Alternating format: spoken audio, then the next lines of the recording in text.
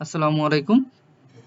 আমাদের CA certificate লেভেলের সবথেকে গুরুত্বপূর্ণ সাবজেক্টের মধ্যে অ্যাকাউন্টিং, এমআই, ট্যাক্স এই ৩টা সাবজেক্টে ম্যাথ আছে। এর মধ্যে ট্যাক্স সাবজেক্টটা সবথেকে বেশি মানুষ ফেল করে। এর কারণ হলো আমাদের বিবিএতে আমরা অনেক আগে ফার্স্ট ইয়ার বা সেকেন্ড ইয়ার বা থার্ড ইয়ারে ট্যাক্স সাবজেক্টটা পড়ি, পরবর্তীতে অনেক গ্যাপ থাকে। এজন্য সঠিক গাইডলাইনের অভাবে বা আমাদের ইংলিশের দুর্বলতার কারণে যাই হোক ট্যাক্স সাবজেক্টটা আমরা ফার্স্ট অ্যাটেম্পটে অনেকেই পাস করতে পারি না। ফার্স্ট অ্যাটেম্পটে ট্যাক্স পাস করতে দরকার সঠিক গাইডলাইন। সার্টিফিকেট লেভেলের বইয়ে ট্যাক্সের চ্যাপ্টার আছে টোটাল 24টা। এখন 3 মাস স্বল্প সময়ে এই 24টা চ্যাপ্টার সবসময় কভার করা পসিবল না, কিন্তু এই 24টা চ্যাপ্টার তখনই কভার করা পসিবল যখন আমরা একটা প্ল্যান ওয়েতে পড়াশোনা করব, বা কোন জায়গা থেকে আইসিএবি কোশ্চেন দেয় সেই এরিয়াগুলো যদি আমরা পড়াশোনা করি, সেই এরিয়াগুলো পড়াশোনা করলে আমরা পরীক্ষায় সহজে পাশ করতে পারবো। তো আমি সরাসরি সিলেবাসে চলে যাই। আমাদের আইসিএবির যে কোশ্চেন আসে আর কি, আইসিএবি কি করে 100 মার্কের কোশ্চেনের মধ্যে 2টা সিনারিও দেয়। 2টা সিনারিও 16 মার্কের দেয়, 4টা 8টা রিকোয়ারমেন্ট। হ্যাঁ, তো এই 2টা সিনারিও নিয়ে আমি মোট ট্যাক্সের ভিডিও 2টাকে বা 3টা বানাবো, কারণ ট্যাক্সের সিলেবাস তো অনেক বড়। সেক্ষেত্রে কোন কোন প্রশ্নগুলো আসে আমি স্পেসিফিক ভাবে বলে দিব আর কি। তো 2টা সিনারিও থাকে, এইটা নিয়ে আমি পরে ভিডিও বানাবো। ভ্যাট আর কাস্টমস, আইসিএবি কি করে, যে কোনো একটা স্টুডেন্টের হয় ভ্যাট থেকে বেশি প্রশ্ন দেয়, না হয় কাস্টম থেকে বেশি প্রশ্ন দেয়, আর না হলে ভ্যাট কাস্টম 2টা বাদ দিয়ে আদার হেডস যেগুলো আছে সেগুলো থেকে আইসিএবি প্রশ্নটা বেশি দেয়। তো কখনো দেখা যায় যদি ভ্যাট থেকে কোশ্চেন দেয় কমপক্ষে হলে 10টা তো দেয়, আর যদি বেশি দেয় তাহলে 20টা বা 25টা। এইরকম সেম কাস্টম থেকেও এরকম 20 থেকে 25টা কোশ্চেন দেয়। কখনো কখনো দেখা যায় যে শুধু কাস্টমই দিয়েছে আর কিছু দেয় নাই এমসিকিউ হিসেবে। এজন্য ওয়ান কাইন্ড অফ ওই যে জুয়া খেলার মতো, হ্যাঁ, হারলে সব হারাবেন আর জিতলে জিতে যাবেন, এইরকম। তো এইরকম করার আমাদের সুযোগ নাই। আমাদের সব সেক্টরই খুব ভালো করে পড়তে হবে, কিন্তু স্পেসিফিক ওয়েতে, যাতে আমরা ফার্স্ট অ্যাটেম্পটে পাস করি। তো আমরা হচ্ছে ভ্যাট নিয়ে আজকে কথা বলবো, কারণ ভ্যাট থেকে অনেক কোশ্চেন আসে।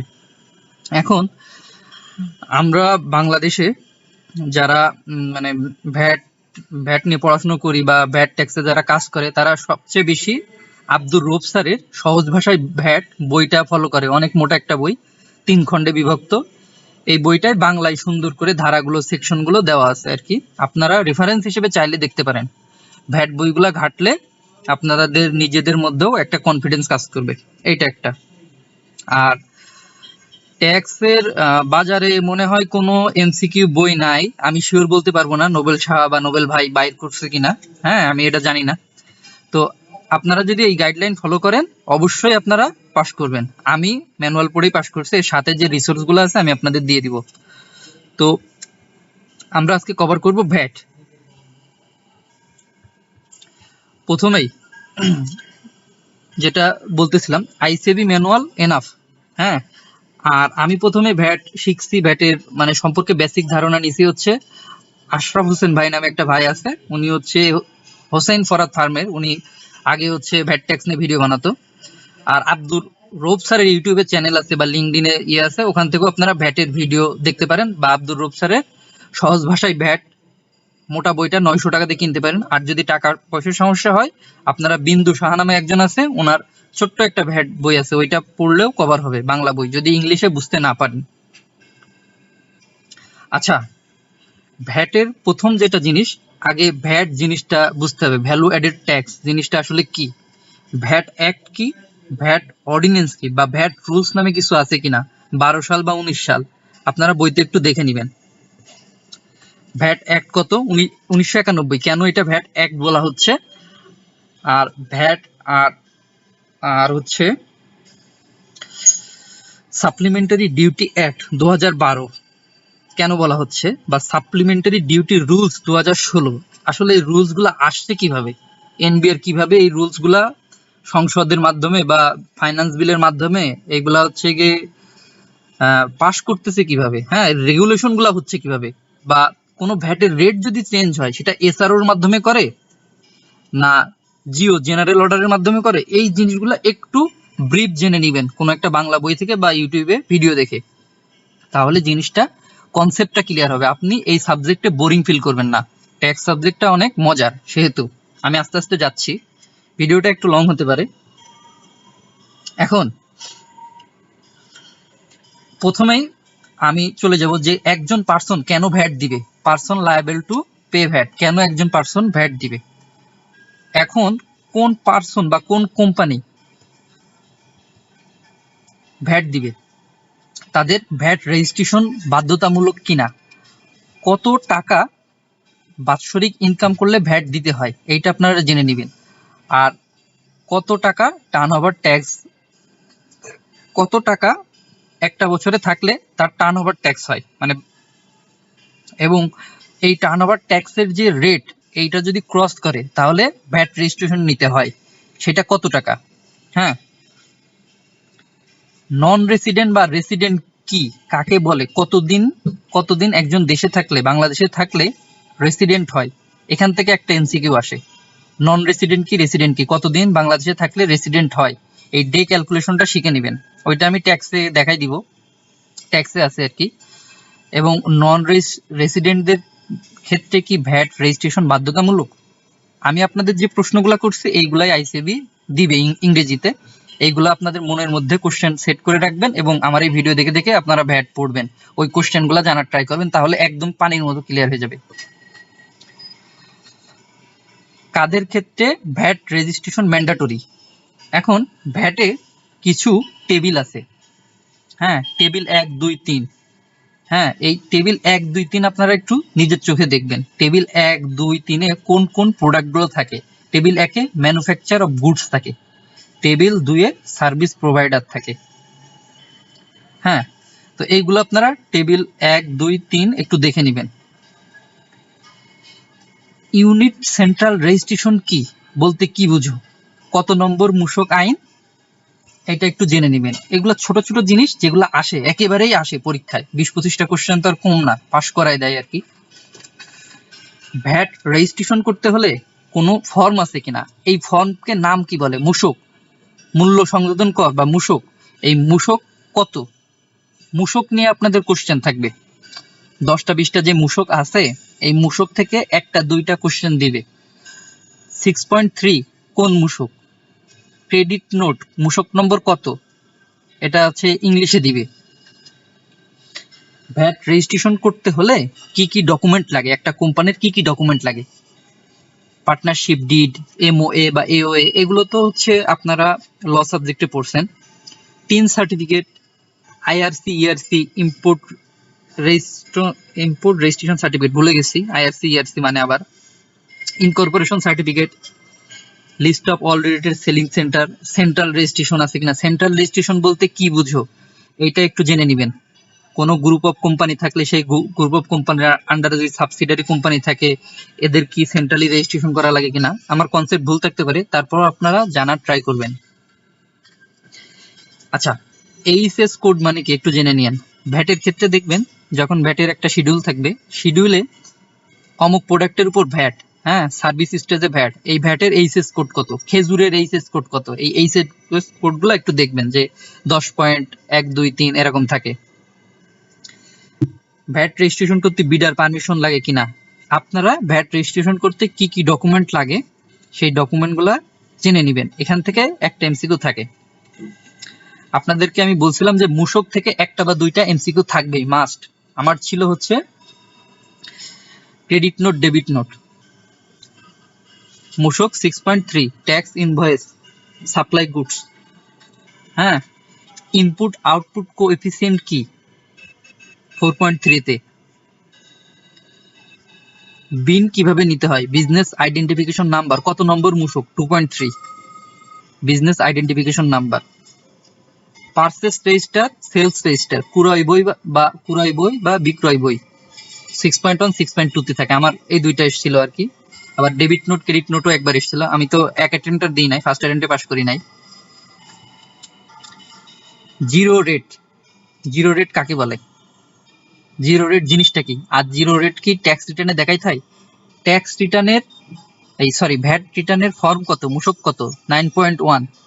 এই 9.1 কি অনেক 9.1 তো অনেক কয়টা হচ্ছে শিডিউল অনুযায়ী আর কি ভাগ হয়, ওটাকে বলে ভুলে গেলাম। তো 9.1 এর যে শিডিউল সাবনোট বা শিডিউল যেগুলো আছে, ওখানে কি জিরো রেটের কোনো শিডিউল আছে কিনা? আউটপুট ট্যাক্সের রেট কত, কটা স্টেজ আছে আর কি। আচ্ছা, আমাদের বইতে একটা ভ্যাটের 5টা লেয়ার আছে, যে কনজিউমার পর্যন্ত আলটিমেটলি ভ্যাট দেয় তো একজন কনজিউমার পর্যন্ত পৌঁছাইতে এই যে 5 লেয়ার আছে, ইম্পোর্টার, প্রোডিউসার, হোলসেল, ওখানে একটা সুন্দর একটা ম্যাথও আছে দেওয়া, যে কনজিউমার পর্যন্ত পৌঁছাতে কত টাকা ভ্যাট দিতে হয়। এই ক্যালকুলেশনটা দেখে রাখবেন, ছোট ছোট যে ম্যাথগুলো আসে এখান থেকে আসে।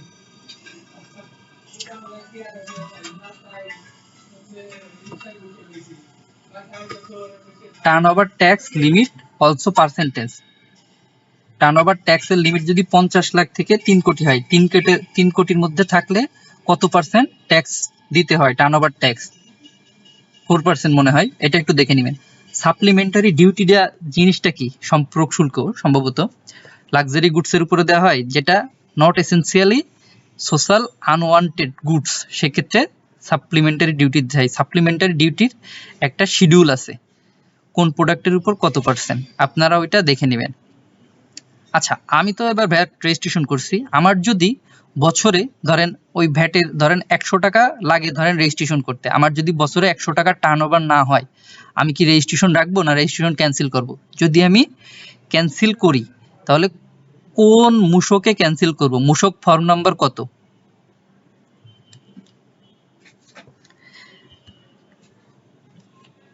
টার্নওভার ট্যাক্স এনলিস্টমেন্ট করতে কত নম্বর মূসক ব্যবহার করা হয়?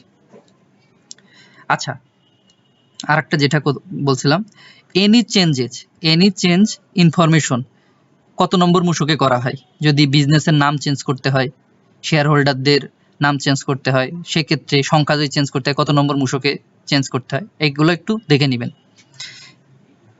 যখন কোনো কিছু বুঝবেন না, তখন বাংলা বা আব্দুর রব স্যারের ভিডিওগুলো দেখবেন ইউটিউব থেকে, বা বাংলা হচ্ছে গিয়ে সহজ ভাষায় ভ্যাট বই থেকে দেখে নেবেন।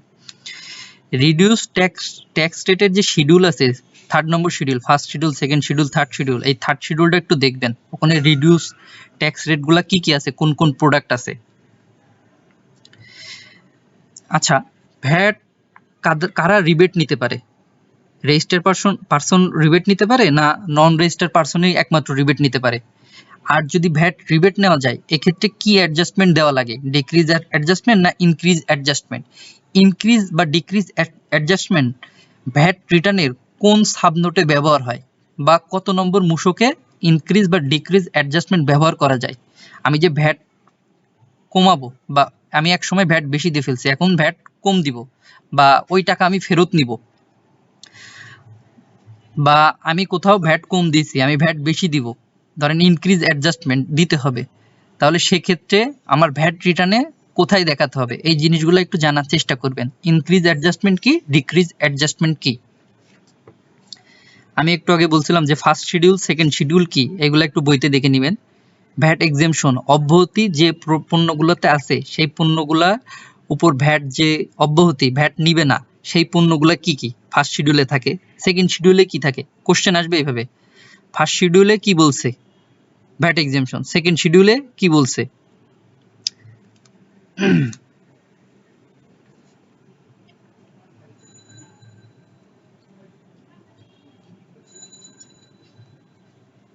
আচ্ছা, ভ্যাট কালেকশনের কিছু স্টেজ আছে, হ্যাঁ, সেটা হচ্ছে একটা প্রোডাক্টের কোন প্রোডাক্টের উপর ভ্যাটটা নির্ধারণ হয়, অ্যাসেসিবল ভ্যালু, এই ভ্যাটের উপর কাস্টম ডিউটি দিতে হয়। কাস্টম ডিউটি জিনিসটা কি? এই কাস্টম ডিউটির পর রেগুলেটরি ডিউটি বা আরডি দিতে হয়, আরডির পর এসডি দিতে হয়, সাপ্লিমেন্টারি ডিউটি, সাপ্লিমেন্টারির পর ভ্যাট দিতে হয়, ভ্যাটের পর এটি দিতে হয়, অ্যাডভান্স ট্যাক্স। কিভাবে দিতে হয় এখানে সুন্দর করে ক্যালকুলেশন দেওয়া আছে, বেস ভ্যালু দিয়ে, ট্যাক্স রেট দিয়ে। অ্যাডভান্স ট্যাক্সের রেট হচ্ছে সবসময় 5%ই থাকে, এখানে দেওয়াই আছে। এই অঙ্কটা করবেন, এখান থেকে ছোট ছোট ম্যাথ আসবে। ভ্যাট ক্যালকুলেশন করো, আরডি ক্যালকুলেশন করো, এটি ক্যালকুলেশন করো, প্রথমেই বলে নিই, অ্যাডভান্স ট্যাক্স জিনিসটা কি। এটা কি ইম্পোর্ট স্টেজে ইম্পোর্ট করার সময়, প্রোডাক্ট ইম্পোর্ট করার সময় কি অ্যাডভান্স ট্যাক্স দিতে হয়? যখন আমি অ্যাডভান্স ট্যাক্স দিয়ে রাখি, ওই ট্যাক্সটা কি আবার ফেরত নেওয়া যায় যদি বেশি ট্যাক্স দিয়ে থাকি বা কম ট্যাক্স দিয়ে থাকি? সেইটা কি ইনক্রিজ অ্যাডজাস্টমেন্ট বা ডিক্রিজ অ্যাডজাস্টমেন্ট হয় কিনা? এই যে ডিক্রিজ অ্যাডজাস্টমেন্ট, বারবার বলতেছি, আমি হচ্ছে রিবেট নিব বা ডিক্রিজ অ্যাডজাস্টমেন্ট করব, সেই টাকাটা যে নিব, রিফান্ড নিব, কত পিরিয়ডে? উইদিন 4 পিরিয়ড বা 4 ট্যাক্স পিরিয়ড। এই ট্যাক্স পিরিয়ডটা কি? এখান থেকে কিন্তু এমসিকিউ আসবে। এবং এই যে ট্যাক্স যদি রিবেট নিতে হয়, ভ্যাট ট্যাক্স রিবেট নিতে হয়, কোন কোন ডকুমেন্টগুলো লাগবে? প্রশ্ন হচ্ছে এগুলাই, কোন কোন ডকুমেন্টগুলো লাগবে এইগুলো আমাদেরকে জানতে হবে। এবং কত পিরিয়ডের মধ্যে, 12 ট্যাক্স পিরিয়ডের মধ্যে কত পিরিয়ডের মধ্যে এই ডকুমেন্টগুলো সাবমিট করা যাবে, এই প্রশ্নগুলাই আসবে আর কি। রিফান্ডের কন্ডিশন কি? কত দিনের মধ্যে আপনি এই টাকাটা পাবেন? আর আপনি যে এই ডকুমেন্টগুলো সাবমিট করছেন, সেগুলা ভেরিফিকেশন কত দিনের মধ্যে পাবেন?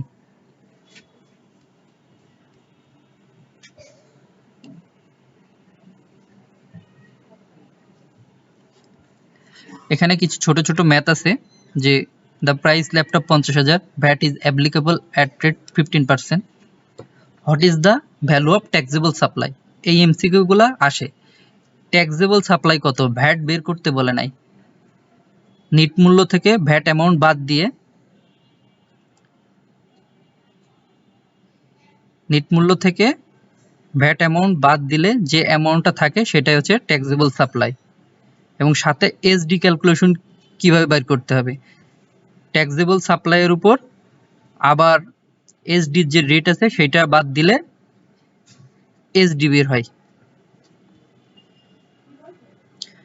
আমাদের ভ্যাট বইয়ে কিছু ডেফিনেশন দেওয়া আছে, এই ডেফিনেশনের কথা আমি একটু আগেই বলছি, যে অ্যাডভান্স ট্যাক্স রেসিডেন্ট, এই যে ইনপুট আউটপুট ট্যাক্স কি, উইথহোল্ডিং এন্টিটি কি, ইম্পোর্ট সার্ভিস বা ইম্পোর্ট স্টেজটা কি, এগুলো জানতে হবে। জানলে আমাদের পড়া অনেক সহজ হয়ে যাবে।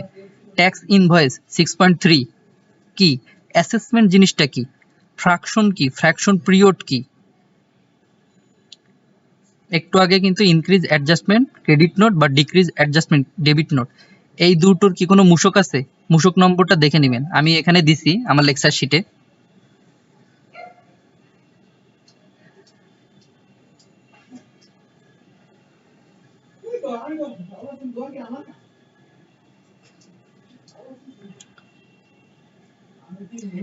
ডিমড এক্সপোর্ট রিপ্রেজেন্টেটিভ কি, বিন কিভাবে পেতে হয়, উইথহোল্ডিং ট্যাক্স ডিডাকশন সার্টিফিকেট কি, ডিক্রিজ অ্যাডজাস্টমেন্ট কি,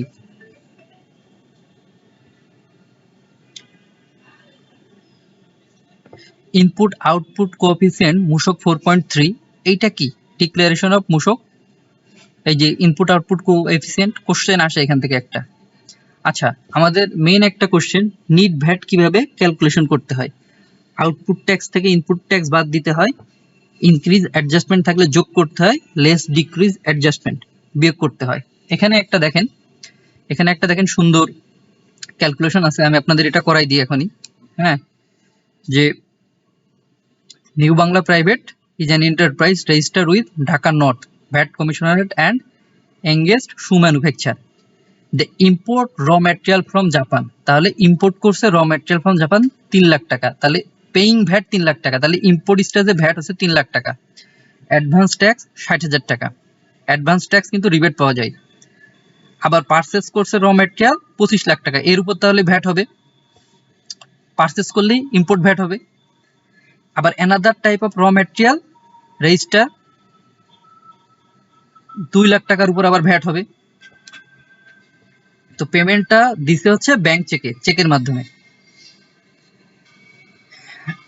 তারপর এবি legal submitted in invoice 2 lakh টাকা উইদাউট ইস্যুইং ফ্রম মূসক 6.3। মনে করেন একটা ইনভয়েস সাবমিট করছে কিন্তু মূসক নাই, তাহলে এর উপর কি ভ্যাট দিতে হবে? আমি আপনাদের এখান থেকে করাই দিচ্ছি টোটাল। এবং প্রোডাক্ট সেল করছে এত প্রোডাক্ট 7 লাখ টাকায় কাস্টমারের কাছে, এবং কিছু প্রোডাক্ট আবার রিফান্ড এসছে, 3 লাখ প্রোডাক্ট রিফান্ড এসছে। এখন এই ক্যালকুলেশন করো, নিট ভ্যাট ক্যালকুলেশন করো। নিট ভ্যাট ক্যালকুলেশন করতে হলে আপনি রুলস দেখেন, output VAT, output tax calculation করতে হবে, ইনপুট ট্যাক্স ক্যালকুলেশন করতে হবে, ইনক্রিজ অ্যাডজাস্টমেন্ট ক্যালকুলেশন করতে হবে, ডিক্রিজ অ্যাডজাস্টমেন্ট ক্যালকুলেশন করতে হবে। আমরা চলেন আউটপুট ট্যাক্স ক্যালকুলেশন করি। আউটপুট ট্যাক্স হচ্ছে টোটাল ট্যাক্সেবল সাপ্লাই গুণিত ট্যাক্স ফ্র্যাকশন। আউটপুট ট্যাক্স মানে আমি যে প্রোডাক্টটা বিক্রি করছি, 7 লাখ টাকার প্রোডাক্ট, এই যে সেল করছি, এখানে দেখেন 7 লাখ প্রোডাক্ট, 7 লাখ টাকার প্রোডাক্ট সেল করছি, এর উপর ট্যাক্স কত।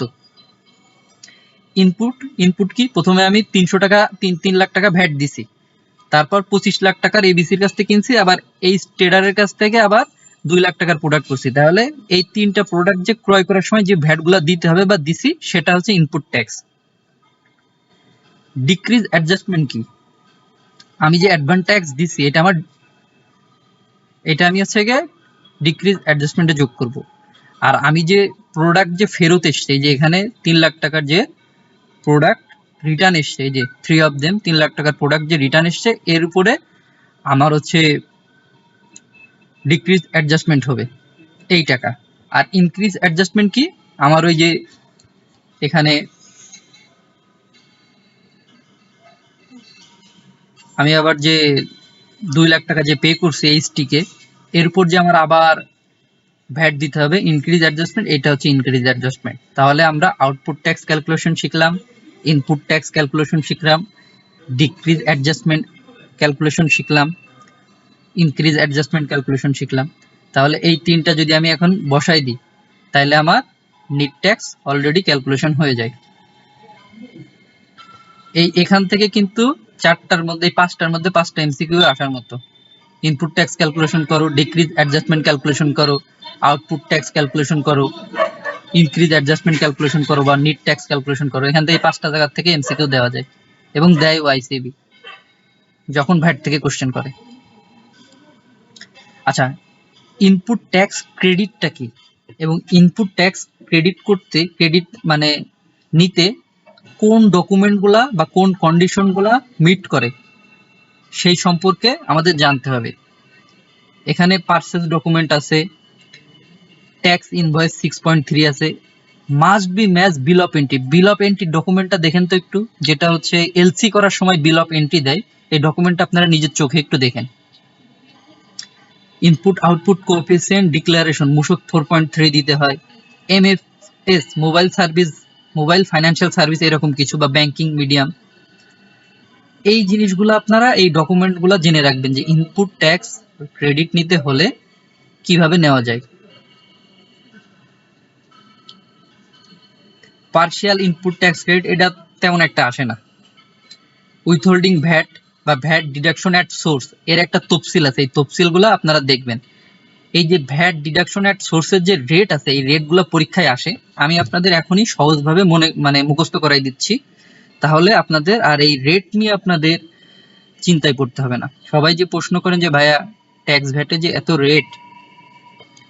রেটগুলো আমি মুখস্থ করব কিভাবে, তো এই রেট মুখস্থ করার সহজ উপায় আছে। মুখস্থ করা লাগবে না, আপনি আমার কথা শুনেন তাহলেই হবে, বা চোখ দিয়ে দেখেন তাহলেই হবে।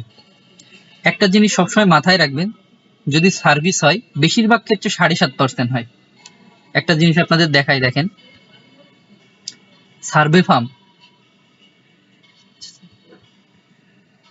সরি হ্যাঁ সার্ভিস হলে হচ্ছে গিয়ে 7.5% হয়। আবার না সরি একটু ভুল হয়েছে আর কি। সার্ভিস সার্ভিস হচ্ছে 7.5% হয়, আর বেশিরভাগ ফার্মের ক্ষেত্রে হচ্ছে 15% হয়। হ্যাঁ, যেমন দেখেন সার্ভে ফার্ম 15%, কুরিয়ার এক্সপ্রেস বা mail service 15%, consultancy and supervisory farm 15%, audit and account farm মানে সিএ ফার্ম এটা আসে 15%, আর গ্রাফিক্স ডিজাইনার বা ইঞ্জিনিয়ারিং ফার্ম জাতীয় সব 15%। আর সার্ভিস কি বললাম 7.5%, যেমন ক্রেডিট রেটিং এজেন্সি এটা একটা সার্ভিস 7.5%। আর একটা দেখেন, আরো একটা এখানে দেখলাম মনে হলো,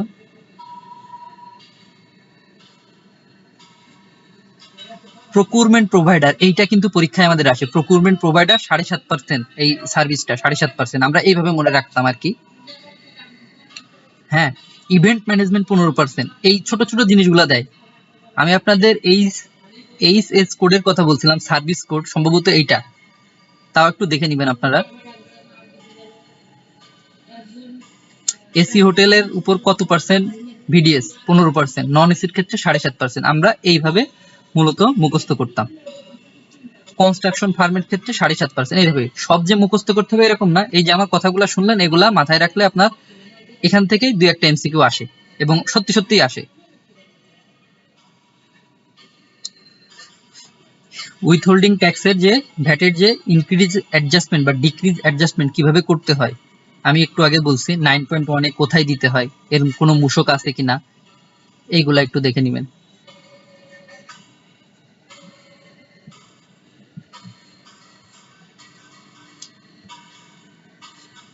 ম্যাক্সিমাম আমরা কভার করে ফেলছি ভ্যাটের। এগুলা পড়লে আপনাদের মোটামুটি, যদি কারো লাগ ফেভার করে, যদি ভ্যাট থেকে আসে 15-20-25টার কম এমসিকিউ আইসিবি দিবে না সবার ক্ষেত্রে। আমি আমার আগের জন বা আমার পরে যারা পাস করছে, আমি যে কয়টা অ্যাটেম্প দিয়েছি দিয়ে ট্যাক্স পাস করছি, সেম। যদি ট্যাক্স থেকে করে ট্যাক্স, যদি ভ্যাট থেকে করে ভ্যাট, যদি কাস্টমস থেকে করে কাস্টমস, একদম 20-25টা দিয়ে একদম ভাষায় দিবে। আর সঠিক প্রিপারেশন না থাকলে ফেল অনিবার্যই বলা যায়। আমার আর কিছু বাকি আছে, আমরা হালকা একটু দেখে নিই। সাপ্লিমেন্টারি ডিউটির কথা বলা হয়েছে আপনাদের আগেই। এই যে সাপ্লিমেন্টারি ডিউটি ক্যালকুলেশনটা কিভাবে করতে হয় একটু আগে যে দেখাইছি, ওই ক্যালকুলেশনগুলো শিখলেই হয়ে যাবে। আর আমাদের ভ্যাটের ম্যানুয়ালে যে ওয়ার্ক এক্সাম্পলগুলা আর যে ইন্টারেক্টিভ কোশ্চেন আছে, পিএল এর বইতে 10টা না 12টা দেখলাম, কিন্তু সিএল এর বইতে মনে হয় 33টা ছিল। সবটা করে ফেলবেন, ভ্যাট থেকে আপনাদের কমন আসবেই যদি আসে।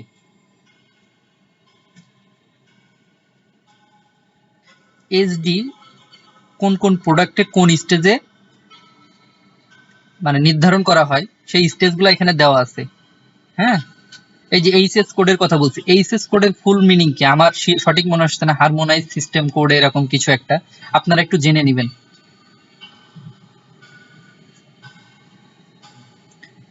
এই যে টোবাকো বা সিগারেটের এখানে যে একটা স্ল্যাব আছে, স্ল্যাব জিনিসটা কি? এই স্ল্যাব সবাই বলতো যে স্ল্যাব রেট চেঞ্জ হয়, আমি এটা বুঝতাম না আসলে যখন সিএ ফার্মে জয়েন করছি। স্ল্যাব রেটটা আসলে কি এটা আমি বুঝতাম না, যে 10,000 থেকে যদি 20,000-এ যায়, এই যে চেঞ্জ হচ্ছে একটা, এই চেঞ্জকে আমরা স্ল্যাব বলতে পারি সম্ভবত। লোয়ার স্ল্যাব এট 50 টাকা হলে 60%। সিগারেট টোবাকোর উপর কত পার্সেন্ট আর কি, হ্যাঁ, ট্যাক্স দিতে হয় বা এসডি দিতে হয়, সরি এসডি দিতে হয়। এখানে একটু দেখে পড়ে নিবেন, হ্যান্ডমেড বিডির উপরে কত পার্সেন্ট এসডি দিতে হয়। এসডি কোন প্রোডাক্টের উপরে দিতে হয়? যেগুলা এসেনশিয়াল না সেইগুলোর উপর। ডিক্রিজ অ্যাডজাস্টমেন্ট অফ এসডি কোন ফর্মে দিতে হয়, কত মান্থ? আমি আপনাদের মূসকের কথা বলছিলাম, এই যে মূসকগুলো আছে, এই মূসক থেকে 1-2টা এমসিকিউ আসে। 6.3 ট্যাক্স ইনভয়েস, এটা দিবে না। ক্রয় চালানপত্র, এটা দিবে না, এটা সবাই জানে। ক্রেডিট নোট কি, ডেবিট নোট কি, এগুলা দিতে পারে। টার্নওভার ট্যাক্সের মূসক কত, হ্যাঁ, এগুলা দিতে পারে। এই যে ডেবিট নোট আর ক্রেডিট নোট, এটা একটু ভালো করে মাথায় রাখবেন। আমি কিন্তু ওই আগের গুলাই আপনাদের এখন আবার রিভাইজ হয়ে যাচ্ছে দেখতে দেখতে। পার্সেস সেলস অ্যাকাউন্টস বা ক্রয় পুস্তক কত নম্বর মূসকে? ক্রয় হিসাব বা বিক্রয় হিসাব কত নম্বর মূসকে?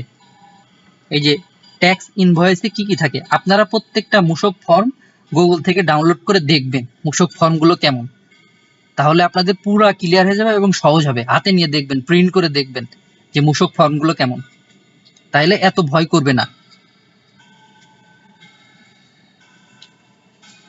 ভ্যাট রিটার্ন সাবমিশন করতে বা ভ্যাট রিটার্নের ফর্ম কত? 9.1। সাবমিশন করতে কি কি ডকুমেন্ট লাগে বা বিজনেসে কি কি ইম্প্যাক্ট ফেলে, এগুলো একটু দেখে নেবেন। রিটার্ন যদি অ্যামেন্ডমেন্ট করতে হয়, কত নম্বর মূসকে অ্যামেন্ডমেন্ট করা যায়? ভ্যাট রিটার্নের তো ভুল থাকতেই পারে। আচ্ছা, আরেকটা জিনিস, ভ্যাট অথরিটিরা কিভাবে আসে আর কি, যে প্রথমে চিফ কমিশনার থাকে, তারপরে কমিশনার থাকে, তারপরে কমিশনার অ্যাপিল থাকে, কমিশনার থাকে, তারপর এইভাবে যে একটা সিরিয়াল আছে, এটা জাস্ট দেখে রাখবেন। এখান থেকে এইভাবে কোনো কোশ্চেন আসে না যে কোন অফিসারের উপর কোন অফিসার থাকে, এটা জাস্ট একটু দেখে রাখলেন, এখান থেকে ওইভাবে এমসিকিউ আসে না। আচ্ছা, কনসিকুয়েন্স অফ নন কমপ্লায়েন্স, মানে কোনো কমপ্লায়েন্স বা ভায়োলেন্স হলে ভ্যাট অফিসাররা কত টাকা জরিমানা করতে পারে, এগুলো মনে রাখা একটু কষ্ট। আমি ট্যাক্সের ক্ষেত্রে হচ্ছে ওখানে সাজেশন দিব, ওখানে পেনাল্টি, অ্যাপিল বা ট্রাইব্যুনাল আছে ওই চ্যাপ্টার থেকে আর কি। এখান থেকে জাস্ট দেখলে দেখতে পারেন, আমার কোনো সাজেশন নাই, আমার সময় আসে নাই, তা বাদে যে আসবে না এরকম কিছু না, কিন্তু আমি মেজর জিনিস কভার অলরেডি করে ফেলছি।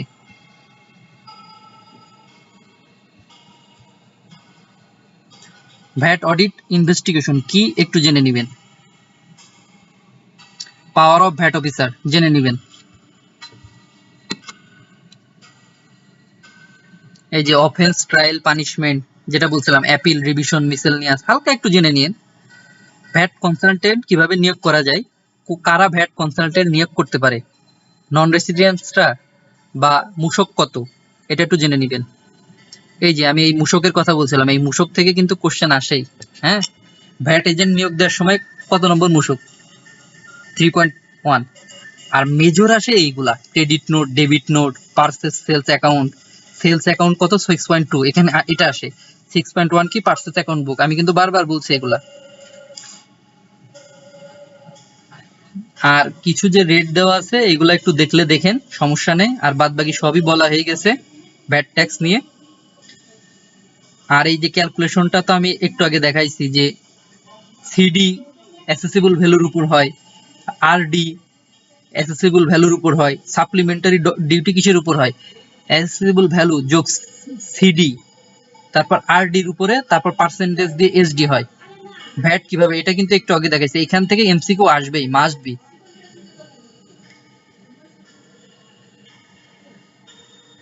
এই যে এখানে শুরু হয়েছে, আমি এটা পিএল এর বই ফলো করছি। এই যে এখানে শুরু হয়েছে যে আমাদের বইতে ভ্যাটে, সিএল এর বইতে আমাদের সময় 33টা এমসিকিউ ছিল, 33টা এমসিকিউ সব পড়বেন।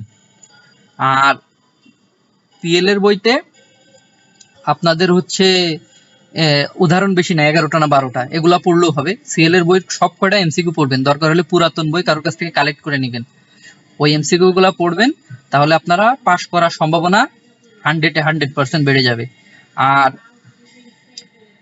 ট্যাক্সের জন্য আলাদা করে কোনো কোচিং টোচিং করার আমার মনে হয় না দরকার আছে। আমি যেভাবে বললাম, যে যে প্রশ্নগুলো আসে এইগুলা যদি আপনাদের মাথার মধ্যে এই কোশ্চেনগুলো ধরে, যে এই প্রশ্নগুলো আপনাদের মনে যদি জাগে, তাহলে আপনারা ভ্যাট ট্যাক্স শিখতে পারবেন এবং ভ্যাট ট্যাক্সের বিষয়গুলো জানতে পারবেন। এবং কেউ যদি সহজে পাস করতে চান, তাহলে আন্দাজে মারা মানে এমসিকিউ দাগানো ছাড়া আর কোনো লাইন নাই।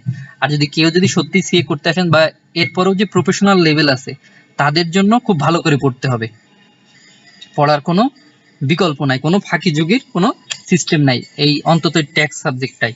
এবং ট্যাক্সে আপনার এই বইটাই সেম হচ্ছে পিএল এর রিটেন।